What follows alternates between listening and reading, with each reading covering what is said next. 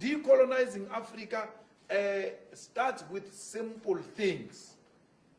Starts with doing away with apartheid, colonial symbols, and colonial way of doing things.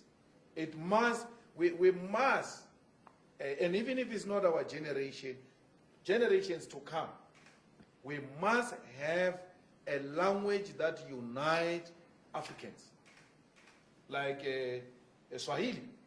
If Swahili can be developed and it become a continental language, and then we do away with speaking to each other in English, because that's what colonizers did, divided us, made sure that we don't have a common language to communicate amongst ourselves, and then we use their language to communicate so that they can hear everything we say.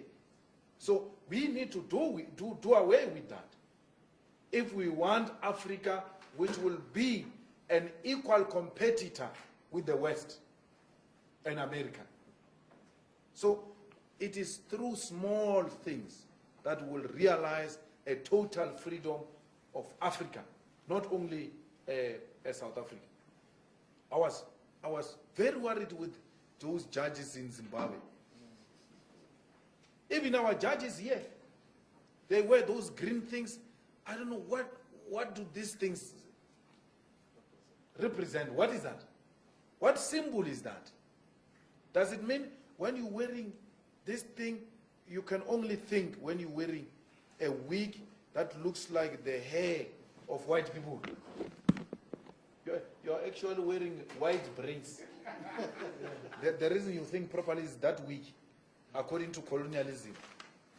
And then revolutionaries like ZANU-PF allows that to continue in Zimbabwe.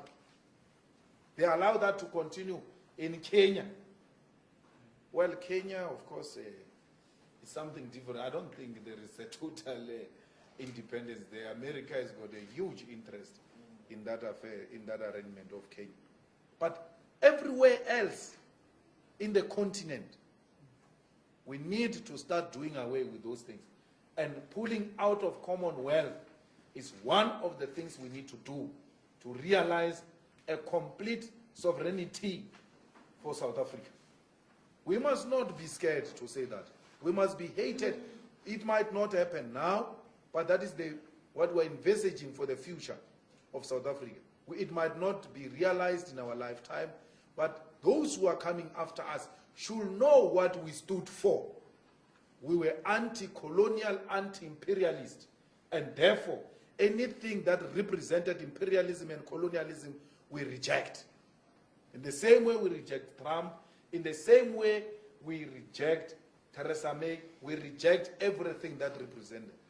When we said roads must fall, we meant exactly that we need to do away with symbols that represent colonialism. As we speak now, the EFF doesn't participate in the Commonwealth Parliament Forum. We don't. We don't. The EFF refuses to participate in multinational organizations that have got close links and relations with imperialism. We refuse. We don't. We don't do that.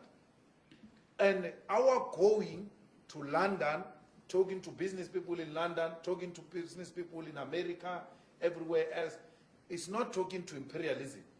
It's talking to individual potential investors. The same thing we can do in Nigeria. The same thing we can do in Kenya.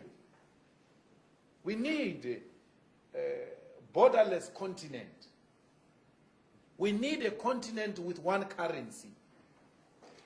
We need a continent with one parliament, which has got teeth and it will bite and hold the executives in countries accountable. And ultimately, we need one African president. We need United States of Africa. We supported and we continue to support those ideals of brother leader Qadaafi. We are following in the footsteps of those leaders. We are not saying they were perfect, some of them, but there are a lot of teachings that come from our leaders in the continent which we can follow because we think they will unite us. This thing was a one thing called Africa. This was one thing. It was divided by colonizers. These borders are artificial borders imposed on us by colonizers. Why do you want to behave like you are owning colonizers' properties? These borders are colonizers' properties, they are not ours. Let us go back to African unity. We want one voice, one Africa. We must stop doing away with African hate, which was instilled in us by the colonizers. When you say, hey, there are too many Zimbabweans here, there are too many Nigerians here, hey, you are doing the work of the devil, which is to divide Africans. Be angry with Nigerians and South Africans for doing crimes, the same, Zimbabweans, the same way you are with South Africans who commit crimes.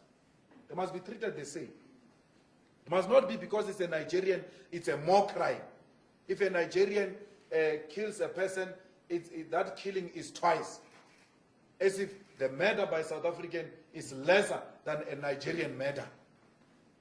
It's wrong. Crime is crime. Let's deal with it as crime. When it is a white person in South Africa, undocumented, he's called an investor. Not only a white person, including Indians and Chinese. These Guptas didn't have proper papers here. These Guptas didn't have proper papers. No one dared called them Kwerekweres. No one. But if it was my African brothers, we're going to be called Kwerekweres because they don't have papers. Self-hate. It must come to an end.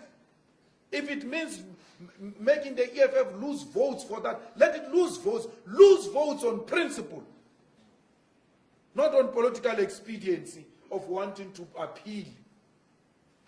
This country belongs to Africans in the same way Nigeria belongs to South Africans.